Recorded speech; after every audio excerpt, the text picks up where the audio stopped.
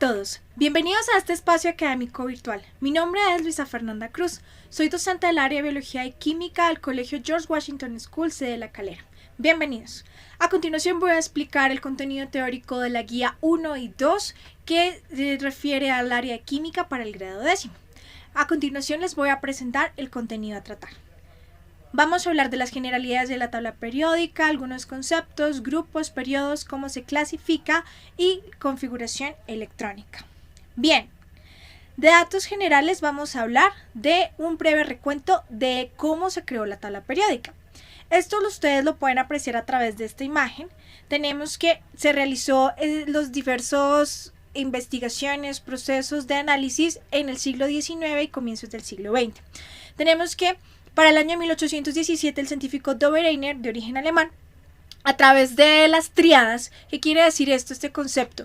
Que buscó las características de tres elementos en grupos de tres para identificar similitudes tanto físicas como químicas. Eso es lo que sucede como el ejemplo del bromo, bromo, yodo y bromo, como ustedes pueden apreciar aquí en la imagen. Luego pasaron más o menos unos 50 años aproximadamente, y a través de los ejercicios de Chacutois francés y Newlands, pero sobre todo de Newlands, hablaron de la ley de las octavas. ¿Qué hizo Newlands? Él, inspirado en la escala diatónica de la musical, estoy hablando de do, re, mi, fa, sol, la, si, do, se inspiró para poder organizar la tabla periódica, pero en esa época no se hablaba como tal de elementos, sino de sustancias que aún no se definían si eran puras, si eran compuestos, moléculas, etc. Gracias a estos antecedentes y el trabajo del señor Meyer y Mendeleev se logra concebir la tabla moderna actual. Entonces, ¿qué pasó con el señor Meyer? Si se dan cuenta, en la imagen dice que es un químico alemán que logró observar cierta periodicidad, ciertas tendencias que se seguían con las sustancias a través del volumen atómico. Y Mendeleev, de origen ruso, él logró a través de la masa atómica poder hacer esta clasificación a partir de sus pesos y irlos ubicando de manera consecutiva, que es el ejemplo que tenemos acá. Este encuentra un poco borroso, pero si observan, la idea es que tenemos el hidrógeno 1, litio 3, berilio 4, 6, 9, 10, de esta consecuencia de las masas atómicas. Esto con el fin de darle una organización y de ver qué es lo que realmente existe y qué podríamos llamar puro o no. En esta época habían 70 elementos descubiertos. Mendeleev dejó los espacios, como ustedes pueden ver, en blanco para determinar el descubrimiento de otros elementos, como fue el caso del germanio. Luego, iniciando el siglo XX, tenemos a Henry Moseley. Él es clave porque él, a través de sus experimentos con rayos X, logra determinar la carga nuclear que me indica para llegar al número atómico. Recuerden que el número atómico es la cantidad de electrones y protones que tiene una sustancia.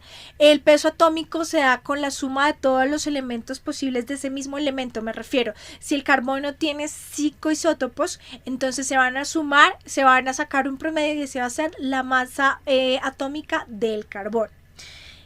Gracias a Moseley pudimos dar una organización más hacia el número atómico y la masa atómica. Bien, ¿cómo se clasifica la tabla periódica? Entonces, según este gráfico que ustedes están viendo pasar, tenemos que son por grupos y periodos. Entonces, los grupos consisten en todos los que van de manera vertical. Quiere decir que la tabla tiene 18 grupos y periodos va a tener 7. Recuerden que son los que van de manera horizontal. Bien, vamos a hablar de la clasificación a través de sus características físico-químicas. Entonces nos referimos a los metales, a los no metales y a los metaloides. Entonces, si se dan cuenta, tenemos a continuación el siguiente el siguiente cuadro, el cual se encuentra en sus guías de trabajo, donde hace las características físicas más esenciales y fundamentales para cada grupo. Tenemos que los metales son por lo general brillantes, son maleables, son dúctiles, son buenos conductores de electricidad y calor y tienen esa tendencia a donar sus electrones y al donarlos o desprenderse de ellos se le van a conocer como cationes. Tenemos los no metales que vienen aproximadamente del grupo 13-14 al grupo 18. Entonces, los no metales consisten en, básicamente su estructura es más quebradiza, frágil, no tienen brillo, tienen tendencia a ser malos conductores eléctricos y térmicos, por lo tanto se consideran que son buenos aislantes y cumplen la característica de ser aniones, lo contrario a los cationes. Quiere decir que ellos aceptan los electrones del último nivel de energía de otros elementos para poderse configurar y completar pues, la ley del octeto. Y los metaloides ya los tenemos que quiere decir que tienen propiedades tanto de metales como no metales. El silicio, aquí está en el ejemplo, como ustedes pueden leer, dice que tiene brillo, pero no presenta habilidades de formar láminas o hilos, pero sí puede tener características semiconductoras. Son muy utilizados en la industria tecnológica. Bien, otra clasificación que tenemos es a partir de los grupos y de ciertos periodos de la tabla periódica. Del grupo 1 y 2 tenemos los alcalinos y los alcalinotérreos. Recuerden que ellos son altamente reactivos. Los alcalinos tienen baja densidad, los alcalinotérreos tienen altos puntos de fusión y de densidad. Los alcalinos son más quebradizos que los alcalinotérreos. Bien, seguimos con los anfígenos. Los anfígenos se encuentran en el grupo 16 de la tabla periódica. Esto quiere decir, su nombre quiere decir formadores de minerales, o sea que ellos se van a encontrar en la constitución del suelo y de las rocas de las cadenas montañosas en nuestro planeta. Son importantes porque forman los grupos que ustedes pueden leer como son silicatos, fosfatos, óxidos, sulfuros, etc. Bien, seguimos con los halógenos. Ellos son del grupo 17 de la tabla periódica, tienen la característica de poseer afinidades electronegatividades altas, lo cual indica que pueden relacionarse fácilmente con otras sustancias para generar enlaces tanto iónicos como covalentes. La palabra halógeno significa formador de sal. Los gases nobles, que son el grupo 18 de la tabla periódica, tienen una baja reactividad. Esto no quiere decir que ellos no puedan reaccionar, lo hacen en condiciones muy específicas. Ellos son importantísimos porque aíslan, son capaces de desplazar el oxígeno que se encuentra en el ambiente y permite generar condiciones libres de oxígeno. Ustedes saben que el oxígeno lo que va a hacer es corroer o oxidar de pronto metales, instrumental y demás, o sea que son muy utilizados en la industria.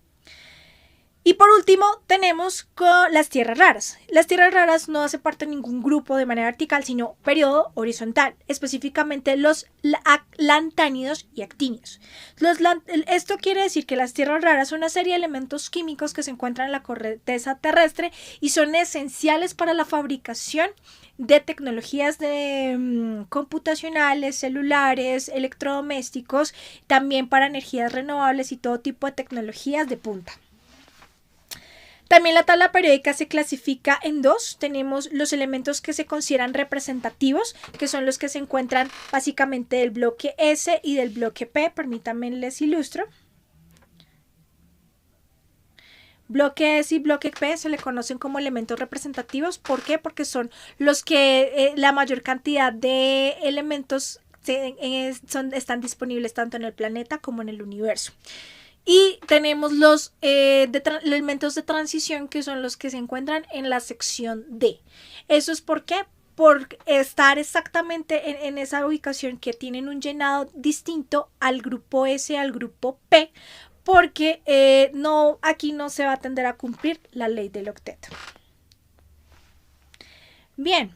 Seguimos con la configuración electrónica. Esto ya lo hemos trabajado en clase, les presento el diagrama de Moller, pero dentro de la guía vamos a hacer una referencia a los números cuánticos y vamos a hablar de las reglas que son básicas para la configuración electrónica. Entonces tenemos Números cuánticos son 4. Estos me indican los niveles donde se van a estar posiblemente encontrando los electrones. Tenemos el número cuántico principal representado por la letra N. Entonces, si se dan cuenta, define la energía de principal donde podría estar el electrón. Tenemos el número cuántico secundario, subnivel, el cual es el que define la energía de los subniveles en que se divide cada nivel principal. Este se representa con la letra L. Si se dan cuenta, también hay una representación numérica. Entonces, para los números cuánticos principales van del 1 al 7. Para los secundarios van del 0, 1, 2, etc. Tenemos el número magnético o azimutal, que se representa con la letra M y este pequeño símbolo. Este me indica la posible orientación de los subniveles del campo magnético del átomo.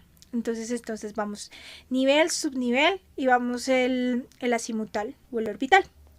Y por último tenemos el spin, el cual me va a indicar el sentido del giro del electrón en el desplazamiento alrededor del núcleo. Entonces esos son nuestros números cuánticos.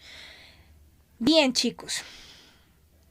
¿Cuáles son las reglas de las que habíamos hablado? Entonces, para la distribución electrónica es importante hablar de estos principios, de estas reglas. Tenemos que, vamos a hablar del principio de exclusión de Pauli, el cual me indica que en un átomo no puede existir dos electrones cuyos números cuánticos sean iguales. O sea, pueden tener el mismo número, o sea, pueden tener los tres primeros niveles, pueden ser exactamente igual, nivel principal 1, subnivel 1, orbital 1, pero lo que lo va a diferenciar es el giro, el sentido donde va a estar el electrón. ¿Listo? Tenemos la regla de Hund, el cual consiste en que cada orbital equivalente de energía disponible, los electrones se ubican, el llenado va a ser 1 a 1 y no por par. O sea, me interesa primero con esta distribución que se llene cada uno de los espacios antes de que quede el par electrónico. ¿Listo? Eso es Hund. Ahora tenemos el principio de Aufbau o de relleno. Entonces, los electrones van ocupando los subniveles disponibles en el orden en el que aumenta su energía y la secuencia de ocupación. O sea que vamos de menor a mayor. Es más fácil, digamos, de que va a costar un poco más, pero de que los electrones salten del más pequeño al más grande porque van a tener más espacio para poderse ubicar. Y por último tenemos la ley del octeto de Lewis, del señor Lewis, el cual nos habla que en el último nivel de energía debemos tener un número atómico, un número de electrones equivalente a 8. Bien, chicos, por último tenemos este cuadro representando los números cuánticos y cómo va a ser los principios de llenado. Entonces tenemos aquí en este ejemplo el subnivel. Recuerden que son 4 subniveles S, P, D, F, que se representan también con del número del 0 al 3. Entonces, si se dan cuenta, para el número de orbitales, entonces ubicamos siempre el número 0. Aquí pues recuerden que siempre vamos a tener una secuencia gracias a la configuración electrónica. En el nivel S máximo van a haber 2 electrones, en el P van a haber 6, en el D 10, en el F 14. Y eso lo podemos indicar acá en esta tablita. Y acá tenemos también el número de orbitales, quiere decir la cantidad de casillitas o espacios donde van a encontrarse las dos flechas. Entonces en el nivel S vamos a tener un orbital, en el P3, en el D5 y en el F7. Bien, chicos, vamos a hablar respecto a las actividades. Entonces espero que les haya llamado la atención el video sobre el origen de los elementos y hayan podido resolver las preguntas. Simplemente, si se dan cuenta, es un proceso de nucleogénesis, que quiere decir que a partir de las estrellas, de la explosión de estrellas después del Big Bang, se fueron formando los elementos desde el hidrógeno hasta el uranio que conocemos naturalmente. Bien.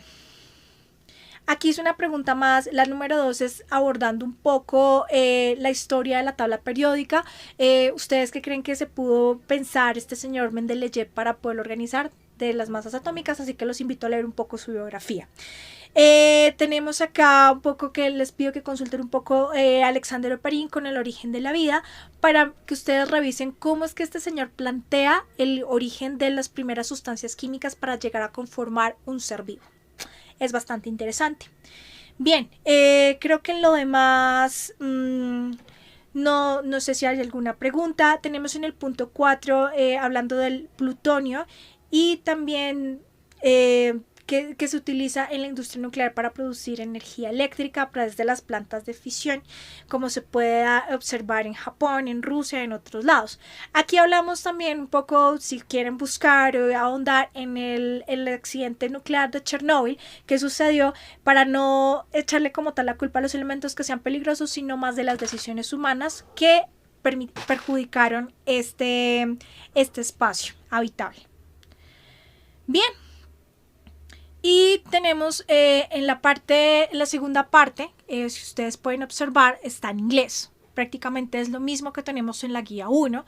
Lo que yo busco con la guía 2 es que ustedes tengan el vocabulario básico en inglés de la tabla periódica y de la configuración electrónica. Por supuesto, les pido simplemente es vocabulario, porque si ustedes comprendieron lo que quise decir en español con estos temas, perfectamente lo van a poder relacionar en inglés. Simplemente es hacer esa relación. Bien, entonces en el punto 1 les pido que hablen de los elementos que conforman los metaloides y qué características, simplemente una o dos características de tipo industrial. También les pido que para ustedes, como en inglés, lo escriban qué significa el plusperiodos y realicen la ubicación para el francio, el wolframio, el cromo, el lantano, el criptón y el selenio. Les pido que consulten sobre aleaciones. ¿Qué quiere decir el término aleación y cómo se compone el acero? Ya que el acero es un claro ejemplo de una aleación metálica. Bien, les pido que también revisen su workbook para que a través de lo que se encuentra en el guía 2, como lo que tienen ahí escrito, puedan realizar un mapa mental. O al final un glosario con los términos que ustedes encuentren de configuración electrónica.